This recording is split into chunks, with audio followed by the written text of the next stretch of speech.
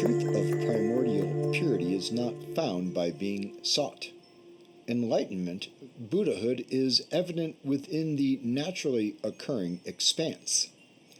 Since it has already been accomplished, there is no need to achieve it anew. This naturally abiding greatness is enlightened intent, the expanse that is the true nature of phenomena. Make no effort concerning what is unchanging and spontaneously present. The timeless ground, the innately abiding ground, is the ground that is at the very heart of enlightenment. Since it does not stray at all from the context that is its nature, do not stray from the lucid expanse that is the ultimate meaning of awareness. The reason that everything is ensured by being left as it is lies in the unchanging, ever-present state of sovereign mastery, the 5 aspects of timeless awareness. The state of original Buddhahood, the 5 aspects each of enlightened form, enlightened speech, enlightened mind, enlightened qualities, and enlightened activity, is spontaneously present within the beginningless and endless expanse. Do not seek it elsewhere, for by nature it is timelessly ensured. Moreover, enlightenment, Dharmakaya, as experienced by all Buddhas, is none other than the ultimate meaning of unchanging equalness.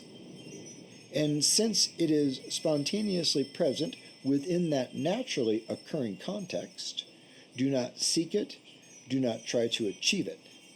Completely let go of hope and fear. Longchenpa, the basic space of phenomena, can't say I didn't just get hit by lightning. Never been enlightening before.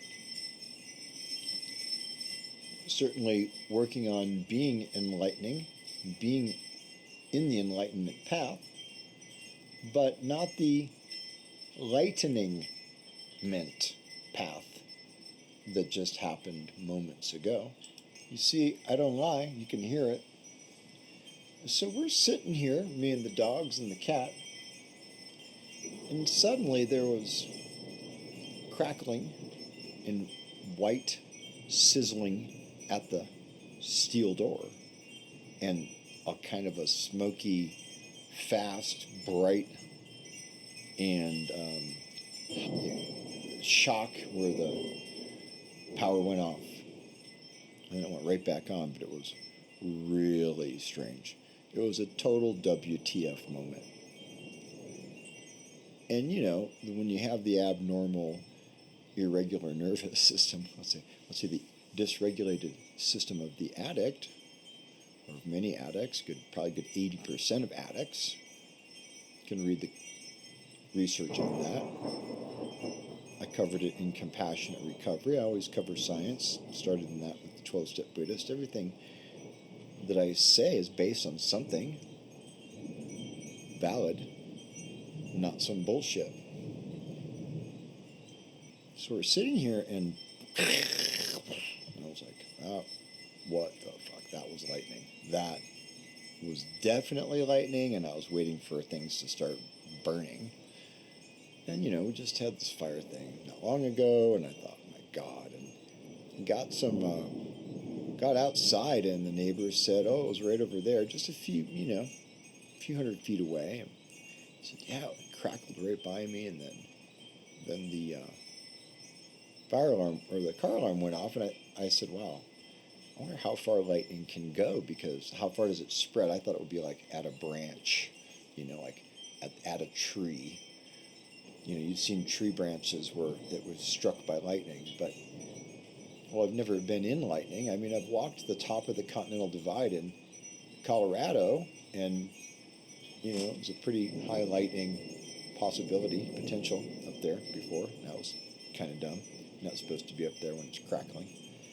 Apparently, lightning can hit few hundred feet to a couple miles, to spread the whole area. So it was centered there, but we were still in it. So we weren't not struck by lightning. We weren't not. The dogs almost went through the wall. And I'm like, no, but we better stay inside.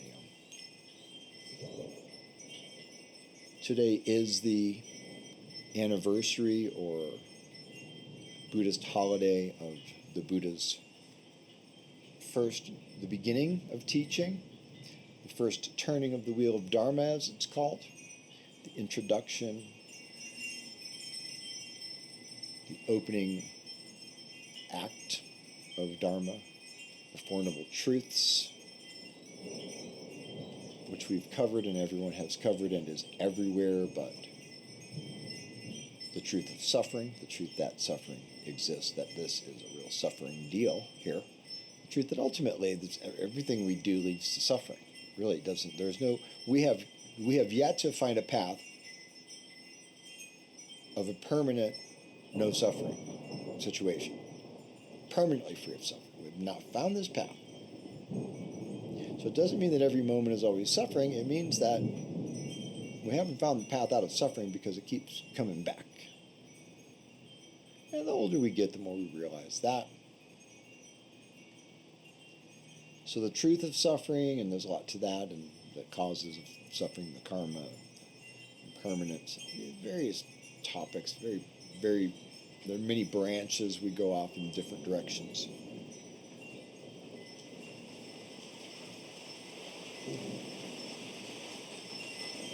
But we know that suffering has a cause. And the hard part for us is to understand that, that cause could be from a long time ago.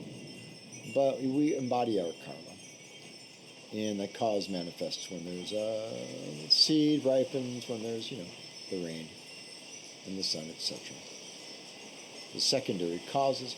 But we can end the suffering. This is the Buddha's teaching. Like we can eradicate suffering. And there is a path. And those are the Four Noble Truths. And when you do stuff on this day, according to Buddhist teachings and various traditions and systems, your karma is manifest, 300 million times. You hear different numbers.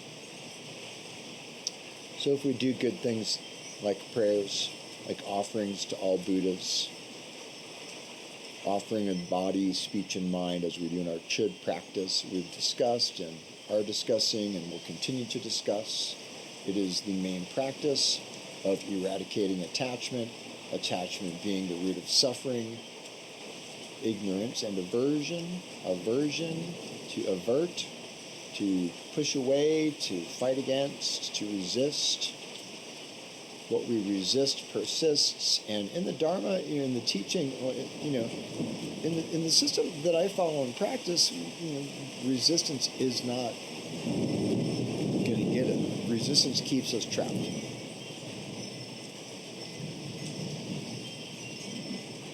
But this was not the first turning of the wheel of Dharma. The first turning of the wheel of Dharma ends in the attainment of the siddhis, or the arhats experience the realization of emptiness. The Mahasiddha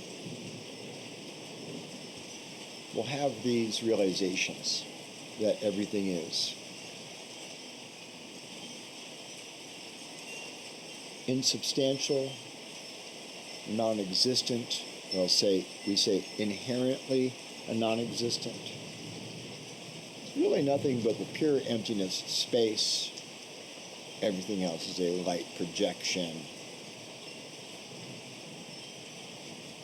But if a light shines in the sky, does it exist if no one sees it? This is Darren Littlejohn. Welcome to episode 98 of the 12-Step Buddhist Podcast. Balancing our nervous system, the CNS, and stress. Part 3 of the Disregulated Addict Finding Spiritual Regulation series. Again, happy first turning of the wheel of Dharma Day. Finding balance in the nervous system, the CNS and stress. The CNS, consisting of our brain and spinal cord, is like the command center of our body. It receives information, processes it, and sends out instructions. These instructions go through the neurons, the nerve cells. We'll get to that uno momento. When we're under stress, the CNS plays a key role in initiating the fight or flight response, signaling the rest of the body to prepare for potential danger, like when lightning strikes. But what happens when the system is constantly activated by chronic stress?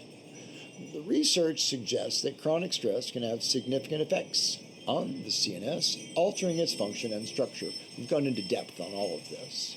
This is an overview. This whole series is hitting these topics. You can work with just a little bit of knowledge on this. It would be very beneficial. This can lead to changes in our mood, cognition, and behavior. Cognition is thought process. Factors that are all too familiar for those of us, me and you, on the path of recovery.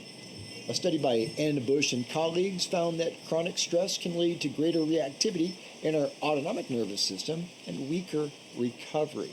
That means our body's fight or flight response is activated more easily and takes longer to calm us. So we're not talking about recovery, addiction recovery. We're talking about to recover from the peak, from the stress.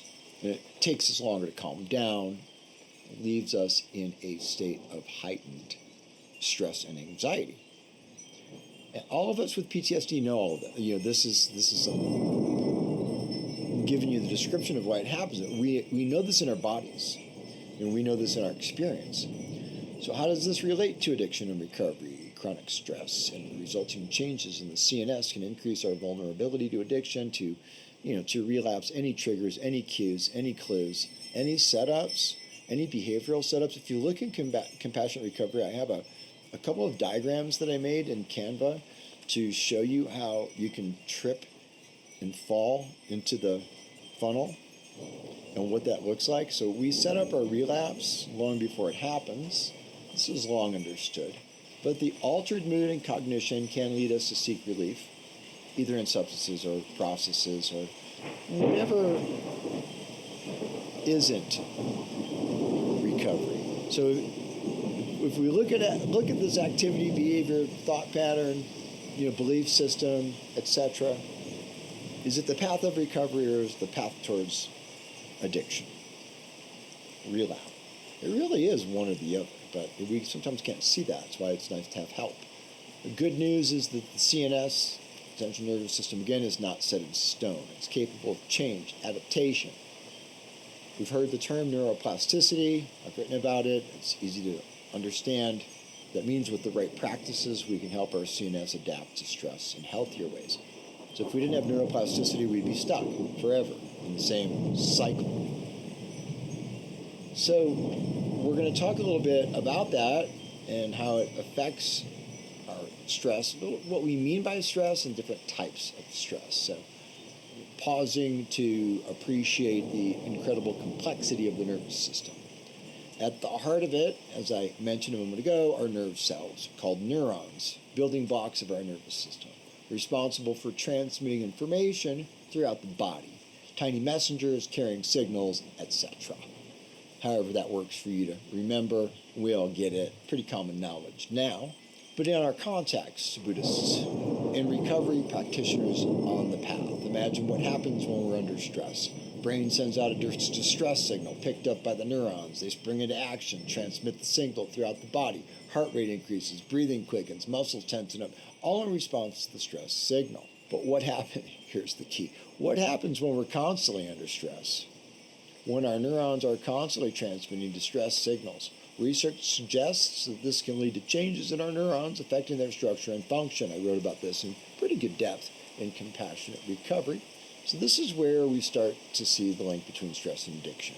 A study by Mustafa El-Absi showed that chronic stress can lead to changes in the CNS, altering its function and structure. This can lead to changes in mood, cognition, and behavior, all too familiar on the path of recovery. One of our most effective methods, as we know, is mindfulness. A study by So-Yoon Park and her team designed a conversational sequence for a brief motivational interview to be delivered by a web-based text messaging application. The study found that discussing the idea of change was a good means of reflecting on themselves, and some of the application's encouragements related to stress management were particularly favored by the participants. Lifestyle modification. A. Mattioli and his team evaluated the effects of stress on lifestyle during COVID-19 in women. Quarantine is associated with stress, depression, unhealthy lifestyle, including unhealthy diet, smoking, alcohol, reduced physical activity. Study suggests that decisive action is required to correct the unhealthy lifestyle. Okay, with this we know. There's a lot more science we could talk about. Another study by E. Garland titled Restructuring Reward Processing with Mindfulness-Oriented Recovery Enhancement, Novel Therapeutic Mechanisms to Remediate Hedonic Dysregulation in Addiction, Stress, and Pain, discusses the role of mindfulness in managing stress and supporting recovery. The study suggests that mindfulness practices can help restore the balance in our body's stress response system, promoting relaxation and recovery. Basically, what we're trying to say is that we have a nervous system. It's broken up into the sections that we've described, centrally operated. Everything's interconnected. In the Dharma, we talk about interdependence. We're just building our understanding a little bit to see and experience that what happens in the body, what happens in the mind, what happens in our energy and emotion is a response to stress. When we practice mindfulness, compassion, recovery enough, we practice it enough, then we can, begin to understand the insubstantiality of the stress and trauma that we're experiencing. Yet, most of us will continue to try to figure out why it's happening, to second guess ourselves, to internalize patterns based on, constant experience of toxic stress. That's why the book, The Body Keeps the Score, opened this up for everybody, because once we can understand this, then we can start working on a very long lifetime path. It's a long path to understand what's going on. I was 22, 1984, trying to get sober in a hospital in San Jose, California. It was science that got me interested. They told me about neurons on intake, neurosynaptic pathways. Okay, they told me about the 32 signs of relapse that happen long before you relapse. Pretty good education there. It takes a long time to learn. It takes going through a lot of stuff. We understand the insubstantiality of the bullshit and the hype of the alarm system that the brain gives us because somebody gave it to us in our experience. I've met people and I know people, and I spend as much time absorbing the energy of people who are regulated. These are people around whom we feel calmer. Our breath is slower. We're at ease. Find these people. Tell them. Darren Littlejohn said in his books and in his podcast, you're a regulated person. I'm a dysregulated person. Can I just sit by you? Can I just listen to you talk for a few minutes? Say anything. Your speech patterns are helpful on a neurological level. So, in DBT, dialectical and behavioral therapy, they talk about soothing, self-soothing. You find these things to get yourself regulated. I recommend hard athletic work followed by mindful, peaceful stillness.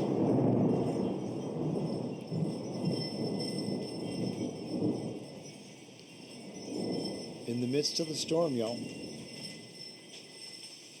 even when lightning strikes. Talk more about this next week when we'll pick up with the allostatic load, allostatic overload, the window of tolerance, what it means in our story. Until then, everybody, Buddha blessings, happy celebration of the day of the first turning of the wheel of Dharma. When a Buddha opens their mouth, the universe changes.